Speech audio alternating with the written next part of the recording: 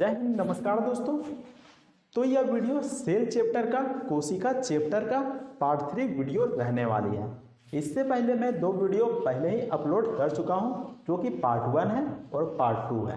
Part 1 में देखने को मिलेगा कि आखिर कोशिका किसको कहते हैं, आखिर कोशिका क्या है, कोशिका की खोज किसके द्वारा किया जाता है, और दुनिया की सबसे छोटी, लंबी और बड़ी और मानव की सबसे लंबी, छोटी और बड़ी कोशिका कौन सी है। तो यह पार्ट 1 वीडियो में देखने को मिल जाएगी। तो अगर आप उस वीडियो को देखना चाहते हैं तो लिंक डिस्क्रिप्शन में देखने को मिल जाएगा, वहां से वीडियो को देख सकते हैं। वही दूसरा पार्ट में मैंने क्या बताया है, तो जो कोशिका का पार्ट 2 है उसमें बताया है कोशिका के सिद्धांत के बारे में। आखिर कोशिका सिद्धांत क्या है, तो उस पर मैं वीडियो बनाया हूं। तो इन दोनों वीडियो को अगर आप देखना चाहते हैं तो लिंक डिस्क्रिप्शन में देखने को मिल जाएगा, वहां से वीडियो को देख सकते हैं। तो चलिए इस वीडियो को शुरू करते हैं। तो फिलहाल जो पार्ट 3 वीडियो है तो इसमें क्या डिस्कस करेंगे, तो इसमें कोशिका के प्रकार को डिस्कस करेंगे। आखिर जो कोशिका होता है उसको 2 भागों में बांटा गया है, जो कि प्रोकैरियोटिक और यूकैरियोटिक 2 भागों में बांटा गया है। तो प्रोकैरियोटिक में क्या होता है और यूकैरियोटिक में क्या होता है, तो आज के इस वीडियो में हम डिस्कस करने वाले हैं। तो चलिए वीडियो को शुरू करते हैं। तो सबसे पहले बात करते हैं प्रोकैरियोटिक के बारे में। इधर देख सकते हैं प्रोकैरियोटिक के बारे में लिखा हुआ है और इधर यूकैरियोटिक के बारे में लिखा हुआ है। तो इधर देखिए प्रोकैरियोटिक, तो पहला नंबर में देख सकते हैं जो प्रोकैरियोटिक होते हैं वह कम विकसित होते हैं या कम विकासशील होते हैं, या विकसित होते हैं लेकिन ना के बराबर होते हैं, या फिर कह सकते हैं कि कम विकसित होते हैं। आखिर कैसे, तो ये भी समझाऊंगा। तो यहाँ पर देखिए यूकैरियोटिक, जो यूकैरियोटिक होता है वह अधिक विकसित होता है या फिर पूर्ण रूप से विकसित होता है। यानी कि कह सकते हैं कि कम विकसित इसलिए होता है क्योंकि इसमें जो अंग पाए जाते हैं वह बहुत ही कम पाए जाते हैं। जो यूकैरियोटिक होते हैं, यूकैरियोटिक कोशिका होते हैं, उसके मुकाबले बहुत ही कम अंग पाए जाते हैं। तो वीडियो को पूरा देखिएगा तो आपको समझ में आ जाएगा कि आखिर इसमें कौन कौन से अंग बहुत ही कम होते हैं, और जो यूकैरियोटिक होता है उसमें अंग बहुत ही ज़्यादा होता है। जो कोशिका के अंग होते हैं, जो कोशिका का अंग होता है जैसे कि केंद्रक, माइटोकॉन्ड्रिया, गाल्जिकाय, राइबोसोम, कोशिका द्रव्य, लाइसोसोम, अंतःपरद्रव्य जालिका, तो ये सभी जो कि यूकैरियोटिक में मौजूद होता है। इसमें सबसे अधिक मात्रा में जो कि कोशिका के अंग पाए जाते हैं। तो यही कारण है कि जो यूकैरियोटिक है उसको पूर्ण विकसित कहा गया है, जबकि जो प्रोकैरियोटिक होता है वह कम विकसित होते हैं। तो आपको ध्यान में रखना है। अब देखिए यहाँ पर दूसरा पॉइंट, तो दूसरा पॉइंट में आता है जो प्रोकैरियोटिक होता है वह आकार में छोटे होते हैं। जो प्रोकैरियोटिक सेल होते हैं वह आकार में छोटे होते हैं, यूकैरियोटिक के मुकाबले आकार में छोटे होते हैं। तो जो यूकैरियोटिक होगा वह आकार में बड़ा होगा, तो वह बड़ा होता है। और साइज की बात करें तो जो प्रोकैरियोटिक कोशिका का जो साइज होता है वह 0.1 से 5 माइक्रोमीटर होता है। तो यहाँ पर देख सकते हैं माइक्रोमीटर को हम इस प्रकार लिखे हैं, आप इसको इससे डिनोट कर सकते हैं। ठीक उसी प्रकार जो यूकैरियोटिक कोशिका होता है उसका साइज होता है 10 माइक्रोमीटर से लेकर 100 माइक्रोमीटर। यहाँ पर भी देख सकते हैं माइक्रोमीटर को हम इस प्रकार डिनोट किए हैं। तो यहाँ पर आकार में छोटी होती है। तो जैसा कि मैंने बताया कि प्रोकैरियोटिक में जो कोशिका के अंग होते हैं वह बहुत ही कम होते हैं। तो कह सकते नहीं है कि ये जो प्रोकैरियोटिक होता है आकार में छोटा होगा, इसमें बहुत ही कम अंग होंगे तो यह छोटा ही होगा। तो आप इस प्रकार समझ सकते हैं। अब देखिए यूकैरियोटिक, तो जो यूकैरियोटिक होता है उसमें आकार में बड़ा होता है। जो कोशिका होता है वह आकार में बड़ा होता है। आखिर ऐसा क्यों, तो हम कह सकते हैं कि इसमें अधिक अंग पाए जाते हैं। जो कोशिका के जो अंग होते हैं वह अधिक पाए जाते हैं। तो ऐसे में जो यूकैरियोटिक होता है वह आकार में बड़ा होता है। अब देखिए एग्जाम्पल की मदद से समझते हैं। आखिर प्रोकैरियोटिक में कौन कौन से एग्जाम्पल हो जाएंगे, तो जो प्रोकैरियोटिक है उसमें हो जाएगा बैक्टीरिया और आर्किया। देख सकते हैं बैक्टीरिया जो कि जीवाणु भी हम कह सकते हैं, उसको हम प्रोकैरियोटिक में शामिल करते हैं, जो कि विकसित नहीं होता है, बिल्कुल बहुत ही कम विकसित होता है। आर्किया भी एक तरीके का बैक्टीरिया जैसा रहता है, और यह जो कि समुद्र, झरना उड़ना देखे होंगे वहाँ पर पाया जाता है, जो आर्किया रहता है। तो ये दोनों हो गए प्रोकैरियोटिक के एग्जाम्पल। ठीक वैसा ही देख सकते हैं जो यूकैरियोटिक के एग्जाम्पल में कौन कौन से हो जाएंगे, तो पादप हो जाएगा यानी कि पेड़ पौधे, जंतु हो जाएगा जैसे कि हम लोग हो गए, मानव हो गया, भेड़ बकरी, गाय भैंस, शेर बाघ, यह सब जंतु में आ गया, जंतु कोशिका के अंतर्गत आ गया। कवक आ गया, कवक में क्या आ जाएगा एग्जाम्पल में, तो कवक में आ जाएगा यीस्ट हो गया, मशरूम हो गया। और प्रोटिस्टा में क्या आएगा, तो प्रोटिस्टा में आ जाएगा अमीबा हो गया, पैरामीशियम हो गया। तो ये सभी एग्जाम्पल हो गए यूकैरियोटिक के। तो आपको ध्यान में रखना कि प्रोकैरियोटिक में बैक्टीरिया हो गया, आर्किया हो गया, ये सभी प्रोकैरियोटिक सेल के अंतर्गत आते हैं। वही यूकैरियोटिक में पादप हो गया, जंतु हो गया, कवक हो गया और प्रोटिस्टा हो गया। तो ये सभी यूकैरियोटिक के अंतर्गत आते हैं। तो अब बात करते हैं कि आखिर प्रोकैरियोटिक में क्या पाया जाता है और नहीं पाया जाता है। तो यहाँ पर देखिए, तो जो प्रोकैरियोटिक होता है उसमें केंद्रक नहीं होता है, यानी कि जो न्यूक्लियस होता है वह नहीं पाया जाता है प्रोकैरियोटिक में। तो जो डीएनए होता है वह कहाँ पाया जाता है, जो डीएनए होता है वह कोशिका द्रव्य में पाया जाता है। जो प्रोकैरियोटिक सेल होते हैं उसमें डीएनए कहाँ मौजूद रहता है, तो कोशिका द्रव्य में मौजूद रहता है।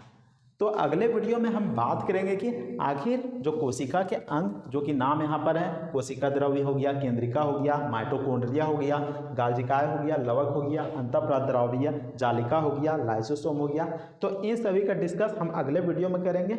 और जब हम डिस्कस करेंगे तो आपका सारा कन्फ्यूजन दूर हो जाएगा कि आखिर ये सब क्या है और किस प्रकार जो कोशिका में अपना कार्य करता है। तो अगले वीडियो में हम डिस्कस करेंगे, पार्ट बाय पार्ट डिस्कस करेंगे। तो देखिए यहाँ पर जैसा कि मैंने बताया, जो प्रोकैरियोटिक होता है उसमें केंद्रक मौजूद नहीं रहता है, और केंद्रक मौजूद नहीं रहता है तो डीएनए फिर कहाँ रहेगा, तो डीएनए कहाँ रहता है, तो कोशिका द्रव्य में रहता है। तो ठीक उसी प्रकार यूकैरियोटिक में केंद्रक तो होता है, केंद्रक होता है तो केंद्रक में ही डीएनए मौजूद रहता है। तो आपको ध्यान में रखना है।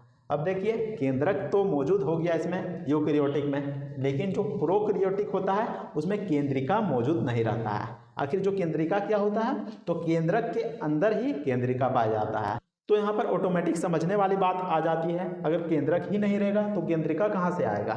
मान लीजिए केंद्रक ही नहीं है और उसका अंदर केंद्रिका कहाँ से आएगा, केंद्रक है ये नहीं तो केंद्रिका भी नहीं होगा, तो केंद्रिका नहीं मौजूद रहता है। और इसमें यूकैरियोटिक में केंद्रिका मौजूद रहता है।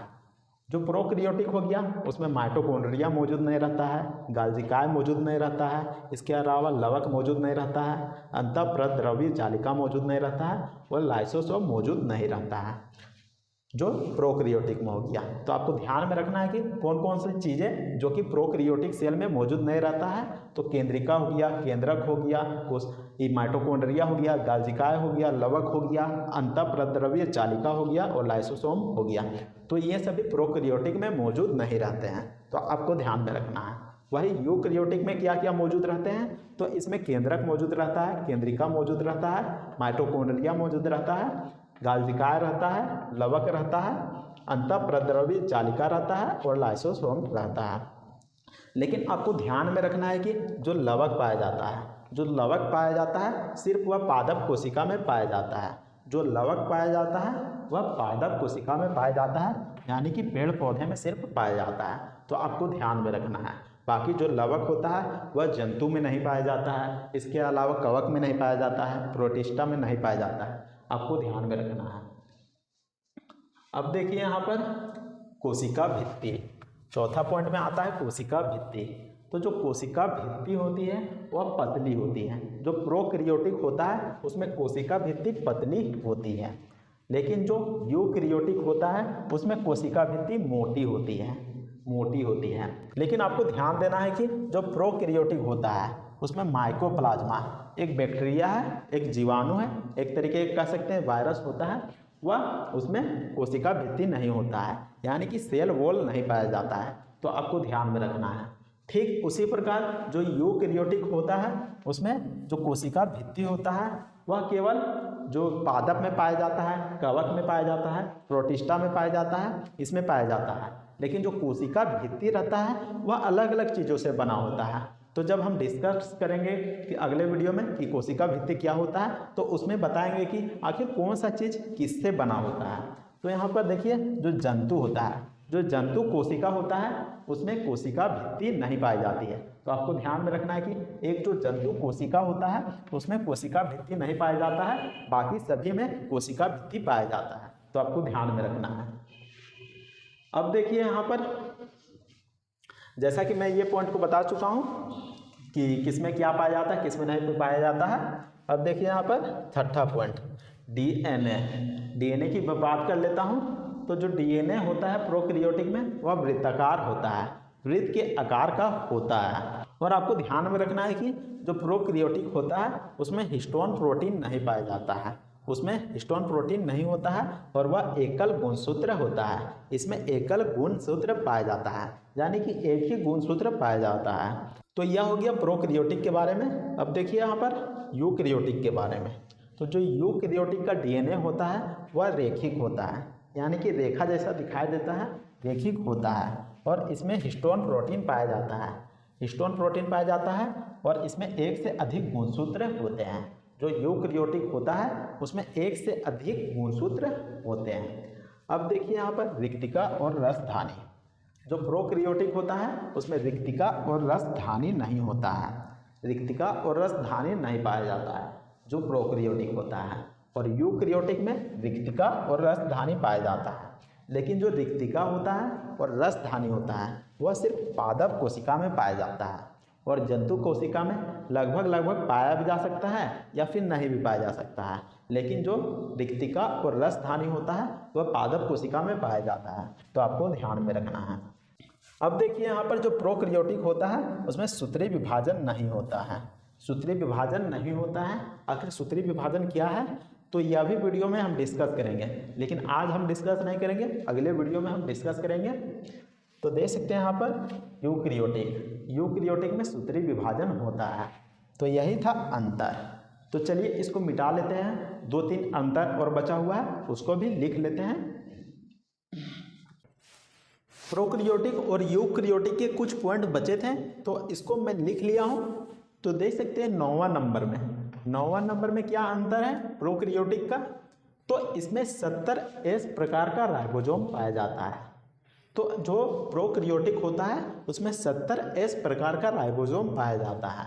तो जब मैं राइबोसोम को पढ़ाऊंगा तब बताऊंगा कि आखिर 70S प्रकार का क्या होता है। जो राइबोसोम होता है 70S का मतलब क्या होता है, तो राइबोसोम जब पढ़ाऊंगा तब क्लियर हो जाएगा। ठीक उसी प्रकार जो यूकैरियोटिक कोशिका होता है उसमें 80S प्रकार का राइबोसोम होता है, 80S प्रकार का राइबोसोम होता है जिसमें यूकैरियोटिक कोशिका होता है उसमें। अब देखिए 10वां नंबर पॉइंट।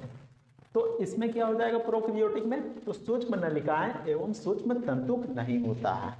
जो प्रोकैरियोटिक होता है उसमें सूक्ष्म नलिकाएं नहीं पाया जाता है और साथ ही साथ जो सूक्ष्म तंतुक होते हैं वो भी नहीं पाया जाता है।